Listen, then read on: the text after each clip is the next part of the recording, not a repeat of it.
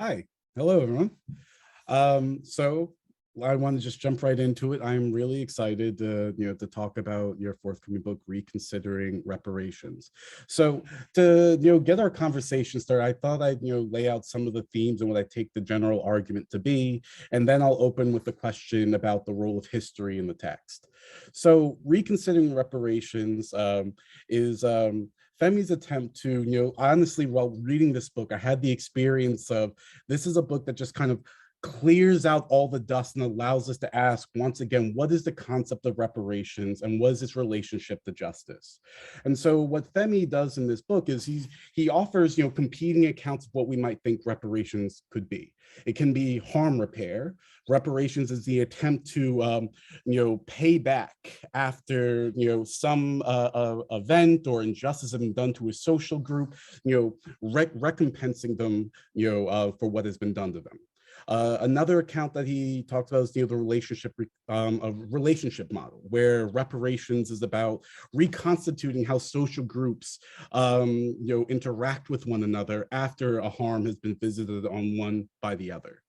But he offers a third model, which is the model that he falls upon, which is reparations as the constructionist model. To put it briefly, what he thinks of here is if we want to talk about reparations, especially when we're thinking about groups like Afro-descended people and indigenous populations, it might be most fruitful to think of reparations as attempting to construct a juster and fairer world, rather than trying to adjudicate adjudicate past harms and identify who are the villains and who are the good people. And what I think that this does is it moves reparations from, only thinking about the past or only thinking about the present to reparations is, an account of justice that, will say many of the harms that happened in the past have structured the type of world that we live in now. And so a truly robust account of reparations would be remaking the world. He uses the phrase world making, which I believe he gets from Adam Getachews' World Making After Empire. What's fascinating about what Femi does here is he links this conversation of reparations and he prevents it from being reduced to simply cash payouts because of the transatlantic slave trade or because of land stolen from indigenous people, to asking the question about climate justice. What is really fascinating about what Femi does in Reconsidering Reparations is he tries to offer an account of justice that takes on not just what we ought to do, but what's the scale of what we must do given the problems of environmental collapse and climate change. The reason why climate justice is an issue of reparations is as the environment changes, we have to ask how are the burdens and harms of changing our way of life, our economies going to be distributed, and how are people who have already been unjustly harmed by what he calls racial empire going to be forced to bear the burdens of climate change. I'm thinking of people in the global south with desertification, with food drying up and forced migration. And so reparations for him is attempt to give an account of justice at a global scale. And I take it that he's saying that we need to start asking these questions rather than thinking of justice only on the model of either individual nation states or interpersonal harms. And he begins this account by trying to give us a sense that this is, not just political philosophy that he's doing, but I also take it to be social theory, where he wants to show you, here are the specific historical events that help lay the groundwork for the world that we have now. And what's important about the way that he does history here is he is saying it doesn't even require a grand conspiracy. All he needs to show is that in relevant causal ways, practices of colonization, slavery, and empire have created an unjust global order that we have now inherited. And so the question becomes, what do we do with this inheritance? And so with that, I hope that made sense, that, kind of recap of what you're doing. I think it's a really, really lovely book. And what I also think is really incredible about it is there is, this is one of the few works I've read where I could feel this urgency to it. And yet there isn't despair saturating the page. It's a really lucid account of really getting us to think about, what does justice demand of us? And so I wanted to open the conversation and ask you, so what is the role of history? And can you give us, a taste of the history you're drawing upon in order to make this argument for reparations? Yeah, first of all, thanks a lot, William. I really appreciate the careful and considered engagement with the book. I also want to thank Anthony and the Philosopher for providing this space in the first place. It's a lot of work that Anthony and others do to make these conversations possible. People in the chat were coming in from Turkey, from Saudi Arabia, Minnesota, St. Paul, Port Harcourt, Nigeria, which is where my mom grew up. It's really cool that this space exists. And so I'm really just grateful to everybody for being here and for getting to talk about this.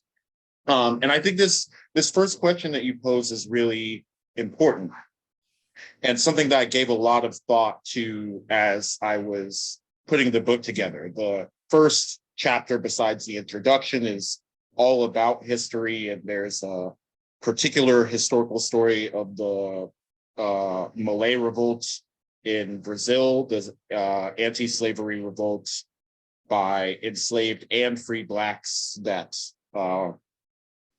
cuts across all the chapters of the book. So it's definitely something that was a central theme for me. For me, what's important about history, the reason that I stress history so much is in part the kind of orthodox story, explanatory, right? Why is it that the rich people or the rich countries are rich? And to what extent does telling the story of why they're rich, undermine the entitlement that they might feel to their particular space in the hierarchy, or the entitlement that people might feel to particular amounts of wealth, right? So there's definitely room for the kind of orthodox story of history and contextualizing how it is that people came about their wealth and power. And when we tell the truth about that, it helps us explain why reparations is a good idea. So that version of thinking about history isn't broke, right? And I try to extend it. But I think there's one more sense in which history is important, and that gets at some of the differences in the way that I think about core concepts in the book from maybe some others in academic philosophy, maybe even in reparations activism. So one of the concepts that cuts across the book is this concept of distributive justice, right? And you might think of distributive justice in what I call a snapshot fashion, which is just, we're going to look around today and we're going to see how big the economic pie is, how much wealth there is, how much income there is. And we're going to see who has what levels of income, right? Who has what amount of dollars or pesos or yen or naira or whatever it is. And then we can have a conversation about inequality that is just based on that snapshot about today. Right. And so maybe we're egalitarian. And so we think the number of dollars in each household or in each person's wallet should be more equal than they are. And that's the problem that we have. But you notice that if you frame the concept of distributive justice that way, you don't need to talk about history. Right. Mm-hmm. Yeah. And you might be confused as a result why it is that Jeff Bezos's wallet has a different number of dollars than mine. Right. Right. Yeah. It's as if we spun a roulette wheel, and he just happened to get the lucky numbers. Right. But I think if you tell the story historically, of course, then something different happens, right? We end up in the very same kind of conversation that we started with. History tells us why it is Jeff Bezos has so much money, why it is the US has so much money versus Botswana, why it is that white populations within the UK or within South Africa have the amount of money and land and political power that they do versus the rest of those countries. And we can start getting a flavor of the kind of moral and political problems that that history might pose. And all I'm adding to that thought is the idea that when you look at Jeff Bezos's wallet today, when you look at the gross domestic product of Norway and compare it to Botswana, you're doing the exact same thing that I just described. All that is, what I'm proposing is that we should view that as an accumulation, as the sedimented result of all the historical stuff that moved dollars around the world up until today. Mm-hmm. And if we look at it that way, when we're redistributing money today or across years or generations, we're intervening in the accumulations, the sedimentations of past politics, past injustice. And so there's the division between, looking historically at reparations or looking at distributive justice in the quote unquote abstract is completely illusory. Mm-hmm. Yeah, I love this because this is what you're doing. I really love that you begin the book by saying, and I thought this was a great line, I'm preaching to the choir here, but even the choir needs religion and all of that. And so you say, look, I'm not talking to Mitch McConnell. If you're not already interested in the idea of reparations, this book is not going to convince you. But what I like about you doing that is you frame the conversation in such a way that you avoid what I find very frustrating around conversation with racial justice or reparations, where it gets bottled up in feelings of individual guilt. It gets bottled up in well, I'm not the one who did that, and maybe just because of the color of your skin, you look like people who are enslaved, but you don't know that you're genuinely a descendant. And what you do with history and the way you describe history as we inherit, I believe you use the language, a set of inertias, that it actually is immaterial, this notion of allocating guilt or saying that you're a bad person. Instead, it's about look at the world arrangements and relations that we have. And those arrangements and relations no longer are due to someone 500 years ago still pulling the strings. They made choices that have sedimented, and now we have to live with those choices. And so I was wondering if you could say a bit more about what you do in this book about basically saying it's not as easy as saying here are the villains and here are the good guys. That your account of justice when it comes to reparations, it doesn't even require that type of analysis that you think, it gets really complex if you're looking simply for a sort of binary of who's responsible and who is not. Yeah, this is one of the things that I talk about in the book that I'm I'm extremely curious how it's going to go over, and I didn't talk about it to be incendiary or to give a hot take, but I really believe that this focus on responsibility is holding us back from what I hope is a better way of thinking through reparations, better way of thinking through racial justice as a set of political issues.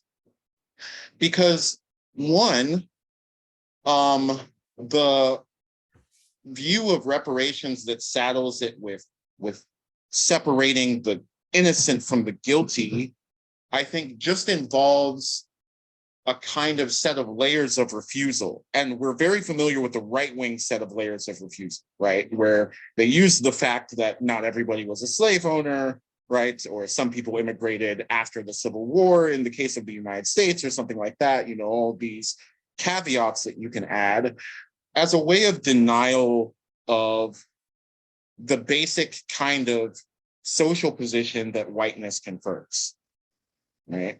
Mm-hmm. And those are forms of denial and forms of subject changing and forms of looking away that I think we're very familiar with. But I think one of the things we have to face up to is that there's a version of this on the left, right? Where we emphasize, well, some white people did own slaves, or, white people benefited from material structures, or, there were white people that were complicit with the slave system in indirect ways. And I think these are all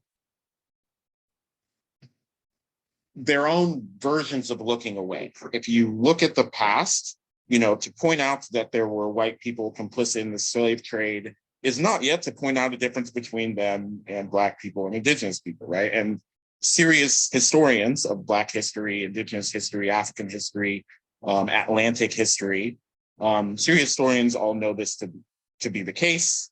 And there are books and books about the complicity of various people who went on to be seriously victimized by the slave trade and colonialism in the slave trade and colonialism. That is, in fact, the norm, colonially speaking, right? Where some groups will get offered a middle kind of co-colonizer status to help the big colonizers at the top run this whole system of injustice. So there's a form of history that's a look away from. But I think maybe more importantly, there's a kind of futurity that's foreclosed by the view of reparations as something that is fundamentally about separating the guilty from the innocent in the past, which is, it's a way of orienting politics that takes your ancestors to have decided for you what your politics are, the relevant ways. Yeah. Right? Like the victimization of your ancestors or the complicity of your ancestors is the deciding point of what kind of political lanes are available for you today. Mm-hmm. And I just don't think that is true. I don't think it's helpful. And I think that there's a better way of relating to the things that we can't change in the past that starts with us facing up to some uncomfortable realities, regardless of where we are, of how we personally relate to the injustices of the past, but that ends with us thinking in serious and creative ways about different ways we could move forward. And move forward across lines that, we might not currently be willing to think about, right? The kinds of cross-racial, cross-class, transnational forms of organizing that are in fact going to be required if we want serious world making and we want serious efforts towards justice. We can find the kind of moral impetus for if we give up on this guilty versus innocent way of framing the problem of racial justice. That's great. And so you're already, getting to, saying a bit about, your constructivist viewpoint of what reparations is. Before we do that, sorry, y'all, you're going to have to go through a bit of the pain first. Can you talk specifically about, the climate crisis, what it looks like, what, seems to be on our current trajectory, the foreseeable path?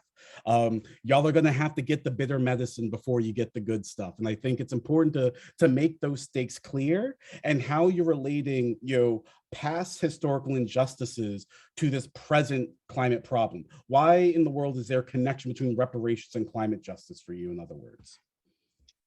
Yeah, I think this is an important question, and I committed a bunch of pages to trying to say why. But the short version is just that from a practical perspective, if we want to have nice things, I like we're nice going things, to need like, climate justice. Champagne socialism for me. Right? What does it profit us to be able to afford to have an education if the schools are underwater? Right. So I think sometimes, especially if you read a lot of think pieces about climate justice, you'll see a lot of, nifty, clever conceptual connections between the climate crisis and colonialism or racial justice. And those are there. I'm not at all disputing that those are there.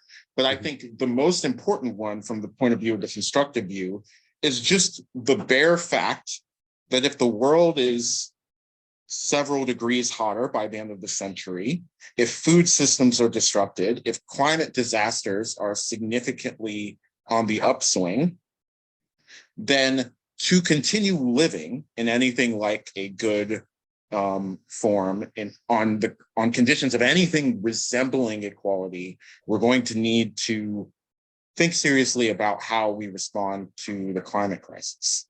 But to put it just there, I think is to massively soft pedal the problem. So as you kind of suggested, here's some of the stakes, right? A recent study in the Proceedings of the National Academy of Sciences has estimated that something like 1 billion people of the world will be removed from what they call the climate niche, the bands of temperature and precipitation that has been hospitable to literally the possibility of sustained human life across the centuries. 1 billion people will be removed from that niche for every degree that the temperature rises. We're talking about increased frequency of natural disasters like hurricanes and cyclones, increased intensity, sea level rise, and all of those are just the ecological impacts. So something I start the 5th chapter with is a review of the crisis of Hurricane Katrina, which was itself a climate crisis intensified hurricane. And notice the intersection between long-standing political injustice and the nature of the response. So people were disproportionately unable to get out of the city because of forms of inequality, the poor, the elderly, the disabled, and of course, Black people, right? The racially marginalized.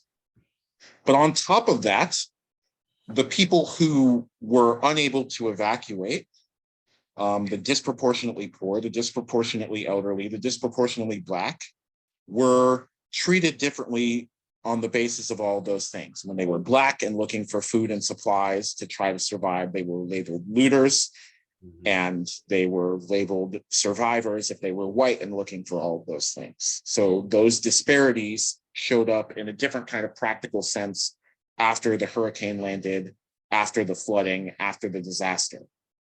And sorry, I just want to jump in just, yeah. Also, and, if you were in prison, you quote a sheriff saying, "Don't worry, they're not going anywhere." Yes. Right? And left in waist high water for days, polluted water, right? So if you're incarcerated, there were particularly acute versions of this. Vigilantes were functionally empowered to shoot people they suspected of looting on site. And then in the response, the kind of longer term aftermath of the disaster, there's been a very uneven recovery of the city because your ability to access important finance, like, for example, insurance on your home, was itself racially distributed, right? Because the actual implementation of it, because of where you live, if your home exactly. is valued less. And so this is how these things can compound, and it does not require some racist banker being like, I'm going to stick it to the Black folks again. Exactly. All Hurricane Katrina did was set in motion and change the visible concrete effects of already existing distributive injustices. And climate crisis is not going to stop doing that, right? The compound COVID-19 climate crisis that we've just been living through has also done that, with vaccine apartheid, with vastly uneven economic recoveries from the COVID-19 related recession, from the global indebtedness spike in the global South because of different access to financing, because of different assessments of creditworthiness. All of these things are crises exacerbating and making more visible existing structural, racially devised, colonially devised inequalities between people communities, and countries. Yeah. So this is what I really appreciated about your book. Sometimes when I read some political philosophy or political arguments, this is no shade to anybody, but sometimes it can feel like, we're rearranging deck chairs on the Titanic here. And Slight shade. What? Slight shade. Slight shade. I mean, maybe I shouldn't hide it. Maybe I shouldn't hide it. And so, I'm known for working on utopia and all of that. And a question I constantly get is, why utopia? Why, the impossible? Why not reforms? And I'm thinking, I'm all good with reforms, but if that is your horizon of what the world needs to be, I sometimes think much of what we do in philosophy, because we don't actually have people we can draw upon who have faced a crisis of this scale, of this speed, that we are wholly unprepared in our discourses to talk about this. That much of our political philosophy assumes a rather stable basic structure that we can idealize and talk about. And so when you bring this in, you put not just pressure on we should be, oh my God, but you put pressure on the very analytical tools we bring to understanding, what we assume the world must be for there to be justice. And so what I'd like you to say a little bit about is your idea of the constructivist view. I'll just say a little bit about what I took from it. What I took from it was this idea that reparations has to have as its object not just restitution of specific groups, but asking what are the global relations we need for justice to obtain. And climate change is a political object that you cannot either come up with an individual moral ethics. You can't even constrain it to individual nation states, but you have to actually look at the world as the world that we have now did not just spontaneously emerge. It was a product of force. It was a product of calculation. It was a product of construction. If that is the case, then some of what I do with Utopia is it's asking, well, what is it that we take for granted, and what is it that what we take for granted can actually be reconstructed? And what knowledge do we need in order to start to glimpse and understand what a new form of life or a new world would look like? Because what I love about what you do with history is you show that the world was not always like this. And I think sometimes the reason why I find myself actually, and this is a little more shade, I get tired of talk of despair, because despair naturalizes this world as if it was always going to be this way. And it's not just the affect that bothers me, but what you do with your argument is it doesn't even furnish the type of tools, analytic tools, epistemological tools that will allow us to see, well, what could the world look like? And so I wanted you to say, a bit about, or more than a bit, what is the constructivist view of reparations? What is this idea of world making, and how does it challenge some of our, maybe our reflexive concepts of how justice is obtained? So the constructive view is the view on reparations that says what reparations is about is the construction of a new just world. And that view comes from, I think, where this conversation actually started. So it's actually informed, despite being a future-oriented view, by a particular view on the past. In particular, that the view that transatlantic slavery and colonialism, what I call global racial empire, we do it a disservice if we think it was a collection of kind of discrete, unjust events, right? It certainly was that, right? It certainly was instances of abduction and theft and forced labor and taking of rights and murder and all of those atrocities. But it also was the creation of a certain kind of world, a kind of world that normalized those things, a kind of world that used those things as fuel, and a kind of world that continually recreates the conditions for returns of exactly that kind of naked violence. And that's what I was trying to get out of the Hurricane Katrina example, right? What you are seeing is no different in the structural sense than the month before August, right? And from that perspective, you know, the constructive view says it's true that we need to address those particular events and the particular atrocities, but we also need to confront the world that was built out of them. And we need to build a different one. Yeah. And the backward looking thing has a role to play. The thing that is closest analogically to the idea of finding enemies and villains, right? Which is just the past can tell us how to distribute the benefits and burdens of that construction project. So white communities, the rich nations of the world, those are the places that should be contributing the most to this global universal project of creating a better world. But that's the constructive view.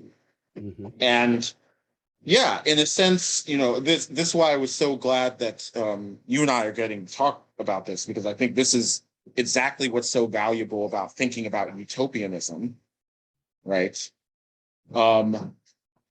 It lets us come to the question of what world we should be building with, I think, the fullness of our moral and spiritual commitments. I'm not talking about changing the marginal tax rate from 17.4 to 17.8. Change you right? can believe in. Like, I'm not saying we shouldn't do that, but that is not the utopian vision. That is not the extent of what we can imagine and what we can genuinely want and push for, and the kind of horizon of our politics. And I think equally valuable of utopianism as a way of thinking about our future is as a way of thinking about our past and the gains that we've made in the past. There was no reason in 1750 to see the imminent end of slavery in Saint-Domingue. But before the century was over, the people and cultivators and fighters of the population of what is now Haiti defeated the French Empire and defeated slavery. There was no reason in 1840, you know, even with the intrigue happening, to think in the United States that by the end of that century that there was not going to be slavery. But the Civil War came and went, and the general strike of African Americans removing themselves from the bonds of slavery and forcing the Union to abolish slavery, the self-emancipation of African Americans happened a few decades later. And I think about those things, and then I think about the kind of politics of despair in 2021. And I just wonder, what do you know that 1780s Haitians don't? I'm sorry. Who are you again? You know? Yeah, for real. Like, I'm not at all denying the weight of evil and injustice on the present moment. But what I also refuse to deny is the possibility of a concerted effort of people, especially across an intergenerational ancestral timeline, of winning justice. I won't deny that either. What I love about what you did there, and I want to get to the questions, fairly soon, but I would be remiss if I didn't bring up how you end the book on this lovely reflection on ancestry and ancestors, and taking the standpoint of ancestors. So I took two things from that. One, you have this a lovely way of using Amilcar Cabral, where you reflect, you the person writing it, your ancestors did both quote unquote bad things, but also good things. But the thing with history is we can select what works for us. The upward paths. I think you describe it from Parker Brawl of so it's taking the standpoint of our ancestors of what we want to carry forward. But the other thing that I thought was really great, and this is probably something we're gonna have to get used to thinking about politically, especially something like climate change, is there is a risk in democracy of the sort of presentist bias of always only thinking about us and what we are doing. And if we're not the ones who can immediately tomorrow shut capitalism off and turn socialism on, then I guess there's nothing to be done. But you know what the lesson you take, that you take from the Haitians of San Domingue and all of that? We're actually quite poor judges of what is possible in living in our present moment. And so, I want you to say a little bit about ancestors, and I wanted to bring in a quote from maybe an unlikely participant, where Adorno at the end of Minima Moralia writes, "The only philosophy which can be responsibly practiced in the face of despair is the attempt to contemplate all things as they would represent themselves from the standpoint of redemption." I actually think he now has that wrong. What if we contemplate things from the standpoint of not just our ancestors, but ourselves as ancestors, that what we are doing is going to make possible things that we cannot yet predict. But we don't make that possible if we begin from a place of despair and an assumption that the game is all up for us. And so it's a sign of maturity to show how ineffectual we are. And so I want you all to end on this note of you talking a bit about the ancestors. And I love this idea of thinking of ourselves as future ancestors rather than thinking of ourselves, rather narcissistically, I think, as the end. Yeah, this was a really kind of key thing that I partially started thinking about just to psychologically survive, constantly reading the kinds of things that you have to read to keep up with climate science and climate politics, the dire predictions, thinking about the possibilities of eco-fascism and all of these things, right? It's dark stuff. There's no sense denying that, right? But I think what was also happening when I was thinking through the ancestral view, and then I was finding that way of thinking in other things I was reading in reparations activism and racial justice activism for centuries, is the idea that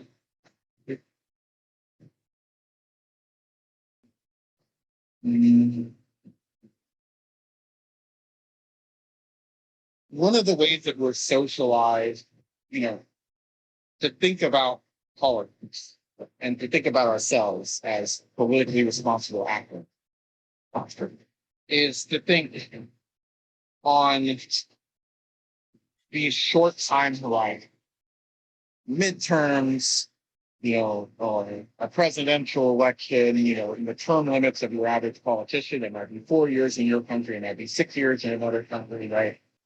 But to think in ways that are really constrained by our individual lifespan as creatures.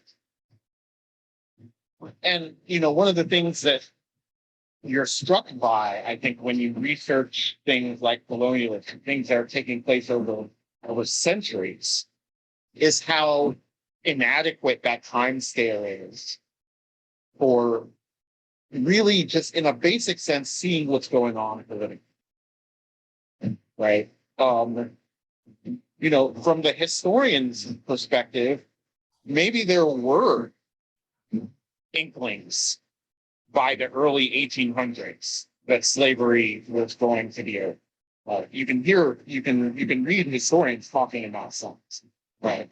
But reading the newspaper in 1820, how can you possibly have had that perspective? It's too narrow. It's too, necessarily because of what it is, invested in the particular things that are salient in that day and that age, and the kinds of trends that are visible from that kind of time scale. But I think if we take the kind of project that planet scale justice really is, that scale of space, if we apply that to the scale of time that I think fits that scale of space, right? I think we necessarily have to think of things different. And in a lot of cultures, in lots of indigenous cultures in this hemisphere, I think, as I talk about in the book, in Yoruba culture, I'm a Yoruba person, there's a kind of, there's an upward path to follow on which there's cultural norms and resources and practices to join of thinking on this scale. You know, what are our children, not necessarily my biological children, but our descendants as actors, the people who will come after us? What do we owe them? What space are we making for them? What opportunities are we opening up for them? And thinking about those things in ways that don't necessarily conclude, that don't necessarily involve very particular, hyper-precise, you know, think tank executive summary kinds of plans for the very particular things that we're going to do to rebuild the world. Like, we can do some of that, right? But literally, world building requires a kind of trust across generations because the project is too big for us, right? And we can lament the lack of control that that involves, or we can celebrate the kind of possibilities that that opens up, the kind of possibilities that I think are antidotes for despair. This project is too big. We can't possibly do it. Well, we, you know, the people who are alive right now, maybe we can, maybe we can, right? But certainly us with all of our descendants can do this. We have seen change historically on the scale that we're thinking of. Across the 19th century, slavery as a political force was in the main defeated. Still exists, but it no longer has the kind of role that it once had in the world. We can do that again.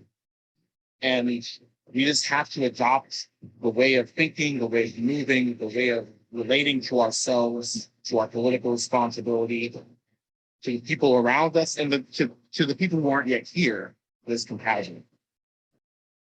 Amazing. All right, let's go to some questions. I see some in the Q&A. Okay, I will ask this first question from John. Your historical view of present distributions, looking at it as accumulation, strikes me as very similar to what I remember Robert Nozick arguing for an anarchy state in Utopia. The idea that material justice is a matter of historical patterns, not end state distributions. I think this is what the Wilt Chamberlain example is supposed to show. Could you speak to the differences, which I assume there are, between your view and Nozick's? Yeah, this is a super interesting question because it turns out Nozick and I have really close to the same view. It's narrow, but it's a little bit, right? It's not what anyone, myself included, would have guessed, right? But yeah, Nozick actually has a quite historical view of distributive justice, where your, I think, holdings, as he puts it, kind of inherit the moral status of how you got them. So if you came by your car and your property and your estate by way of theft and murder, that doesn't go so well on the Nozick view. But if you came by them by, say, let's say fair exchanges, then it does go better for Nozick. And Nozick has an attunement to history and the justificatory role of history that other authors sideline or maybe don't have at all, like Rawls, for instance. I mean, I take it that a main difference between my view and Nozick's is mainly just what my view has that Nozick's doesn't. In particular, kind of historically specific account of colonialism. So I'm not saying in the abstract that people might have morally bad holdings, but I'm saying as a matter of fact, people do have morally bad holdings, right? But I think, you know, that's the kind of difference that makes all the difference, right? Politically speaking. But I guess I would just also add as a second kind of coda that the world-making perspective is also trying to distribute things that aren't necessarily resources that one can hold, right? So an example that I use in the book that I've gotten from, that I'm learning from disability justice scholars is that some of the things that you have to distribute are affordances. The question of where we have put stairs and where we have put ramps in society isn't in any obvious sense a question about individual or even household resources or relationships of property or ownership, but they're massively important questions from the point of view of how accessible our society is, what kinds of people have the ability to live certain kinds of social life, access certain kinds of roles in society. And so it's actually affordances rather than holdings or resources that I think are as primary distributive purpose. So that's another difference between where the universities. All right, I'm going to try to combine a couple, two questions from Michael and Catherine. Catherine writes, much of this approach reminds me of the arguments for the abolition of policing and prisons, building a just world by working toward wholeness with the people who've been victimized, marginalized, rather than just punishing someone, calling that justice. How does abolition fit into your ideas? And I want to kind of combine that with Michael's question, where he's interested in what implications you see your constructive rationale for reparations having for our moral relationship to the past. Perhaps a de-emphasis on and apologies from the wrongers to the wronged, and a greater emphasis on the collective repudiation of the past. So I'm connecting those questions. So what is the role of abolition when it comes to past injustices, and what does justice look like when we're talking about it in light of historical injustices? So I think there's a complete kind of dovetailing between reparations on the constructive view and a particular kind of view of abolition, the kind that you get from people like Ruth Wilson Gilmore, for example, who describes abolition as a presence, right? The presence of life-affirming institutions and social structures that, instead of punishing people as criminogenic, work to eliminate the kinds of social problems that are themselves criminogenic. And as a result, I think what abolitionists have to say about restructuring the social order is the kind of thing I think the reparations on the constructive view should say about restructuring the social order. Because of that, I think it implies a different relationship of that question to the kind of question that often animates some ways of thinking about reparations. So what do we do about these kind of symbolic, communicative approaches to reparations? Should there be museums? Should there be truth and reconciliation commissions? Should there be formal apologies or ceremonial apologies? Monuments, for example. I try to find a way to accommodate those things within the constructive view in the following way. If you can give me a practical account of the imports of those things, right? Issuing in behavior, distributions of attention, distributions of respect giving, right? Then there's a role for that kind of world making in the constructive view. But for independent reasons, I think the kinds of distributions of things that are historically decisive tend to be more like guns and capital. Tell me who has those, and I'll give you at least a first pass, pretty accurate description of what the world is like. Yeah, who has the power? Yeah, power, right? And so, yeah, I worry about, as Adolph Reed does, who I quote in the introduction, I worry about symbolic reparations as a kind of substitute for the deeper kinds of redistribution that we have to do to more meaningfully challenge what the world is like and the possibility of justice for it. But I challenge their centrality without saying that there's no role for them and they don't matter there. So since you're talking about distribution, I think this links into Su Ming's question quite well, which is, how can we anticipate and head off the victim reversing blowback to the emancipatory utopian moment? The analog of the moment when Napoleon asked the slaves who freed themselves for 150 million gold francs in reparations. Yeah, let's not have to pay for our freedom, right? Yeah, it's wild. And this is something, this is something I kind of talk a little bit indirectly about in the book. The very last chapter begins with the story of Reconstruction, the period of US history after the Civil War, right after the abolition of slavery, when people tried to move in a very progressive direction. And it was met by an extremely violent, well-organized backlash movement. So I think this is a really good and important question, and a kind of serious practical hurdle that reparations needs to clear. And this is the thing that was motivating me to adopt a certain kind of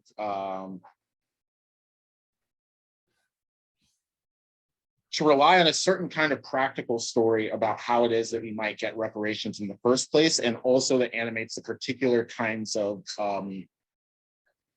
practical examples of a reparations view that I go for.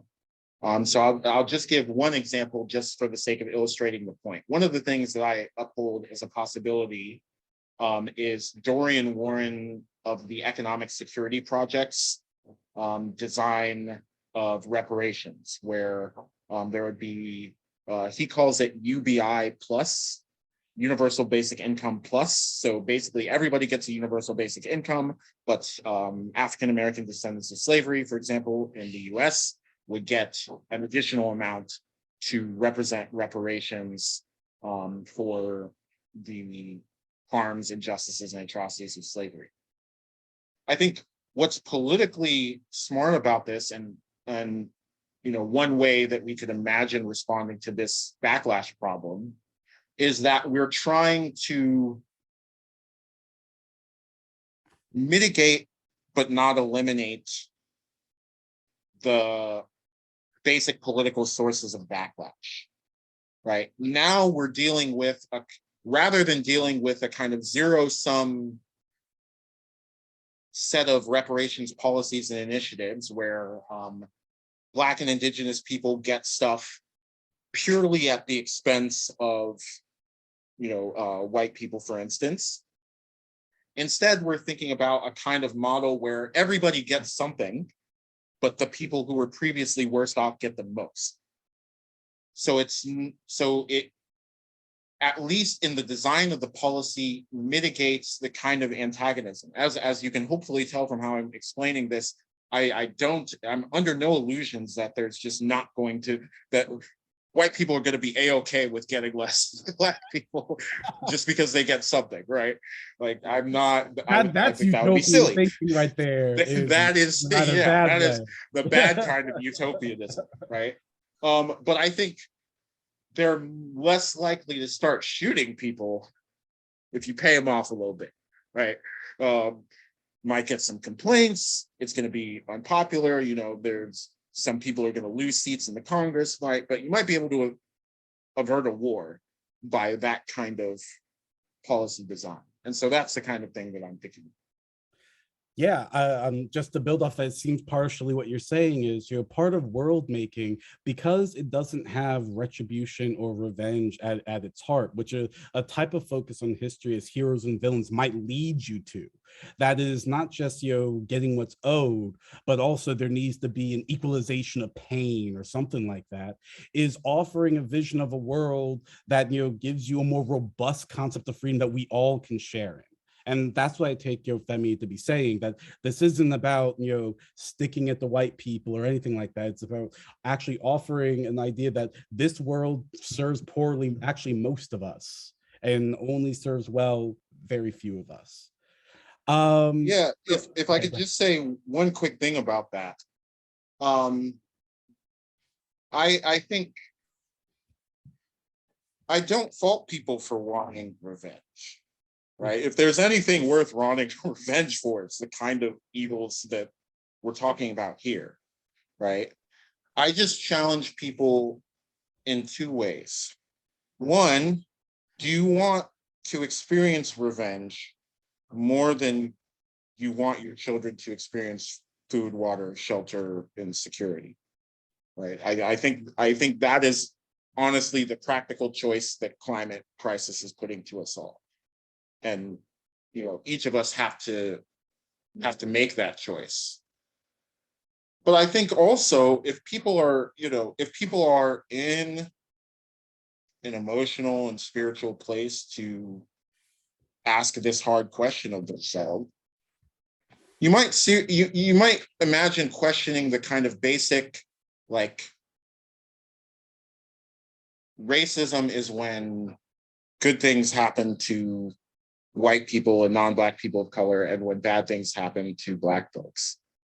Because I'm just not sure that is true, right? If we're talking about white privilege or whatever, and what we mean by that is that the system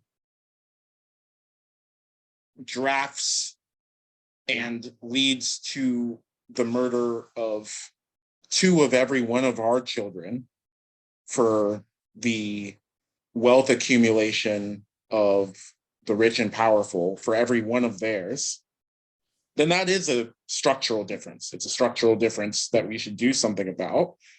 But I'm not sure that equalizing that disparity is the stuff of justice. I don't think anybody's children should be crucified on the altar of Jeff Bezos's profit margins.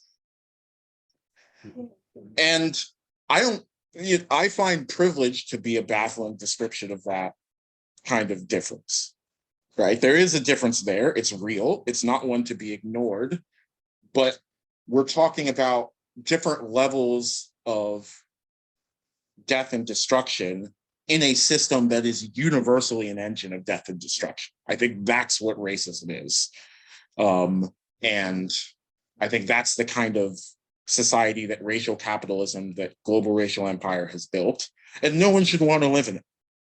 Not me, not you, not people who look like Jeff Bezos, not people who are Jeff Bezos. Like, I mean, I guess he is happy enough to just go to space or whatever. Yeah. But Look, Jeff Bezos doesn't even want to be in this world. Like, that's what I'm learning. Yeah. All right, let's wrap up with one last question because we're already a little bit over time. So I'm going to combine 2 questions. So Ashley is asking, I see your book engages James Baldwin. The philosophical lessons do you draw from Baldwin? And I kind of want to combine this with the question from Leo, which is, what do you think the relationship between utopianist visioning and politics should be in the USA at this moment? Do you think we need politician-preacher hybrids, or do the 2 roles remain separate? And the reason why I'm combining this is, as you know, James Baldwin was a son of a preacher, and there is a very sort of evangelical quality to his writing and his voice. And so I take it, you could, answer this question. So what is the role of, those who are doing the practical, hardbore work of politics? And what is the role of those who are offering us a moral vision, trying to cajole us to be better than what we are? Yeah, I don't think the 2 necessarily need to mix. I think we desperately need both, right? And this is part of the concession I make to the people who like symbolic or communicative versions of reparations. Like, they're onto something. It really is, as Emil Cabral said, it really is the upward passive culture that we need if we want to build a better world, right? At the end of the day, however the guns and capital are distributed, however it is that guns and capital are distributed, we won't get a better world unless we're trying to, in some collective sense of trying to. Right. We're not going to redistribute attention, redistribute knowledge, redistribute care and concern, the kinds of things that are the basis of caring enough to ask the hard-nosed scientific questions about what we need to do to save everyone. Right. We need this larger reconfiguration, resocialization, engagement with who we are, at a deep level to really get to this. And I don't know, again, I don't think it necessarily, they necessarily need to be mixed in the same person, but they need to be mixed in the same movement. And I think one of the things I find so valuable about James Baldwin as a thinker, as a writer, as a human being, is that I think he understood and made possible to understand, maybe more than anyone I've ever read, like what it really means to contend with yourself in history, right?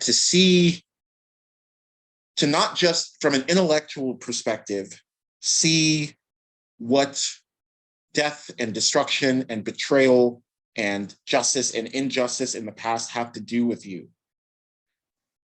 but to really walk with that understanding, to relate to that other people, to relate to yourself, to relate to your own failures, to your own successes, your own possibilities, in a way that seriously contends with that failure, with those failures of the past, with those injustices of the past. I've never seen a kind of moral honesty explained in the way that Baldwin explains it, and demanded from other people and demanded from himself in the way that James Baldwin demanded it from himself and from the people around him. And I don't see any pie chart that's going to get us to a reconstruction of the world without this deeper reckoning. And so, I in a way, like, part of me, intellectually speaking, is this kind of hard-nosed, curmudgeonly materialist. If it's not guns or capital, get it off my lawn. Get out of here! Get out of here! Enough. And my intellectual production is a dialectic between that part of me and the part of me that reads Baldwin and is deeply implicated in everything that Baldwin calls out about the world and himself and other people. Mm-hmm. Like, it really is who you march for. It really is, how you identify, and not just in the sense of what labels, demographic labels you claim, but in terms of what you think your lot in life is. Like, who tells you what you are and what tells you what you are.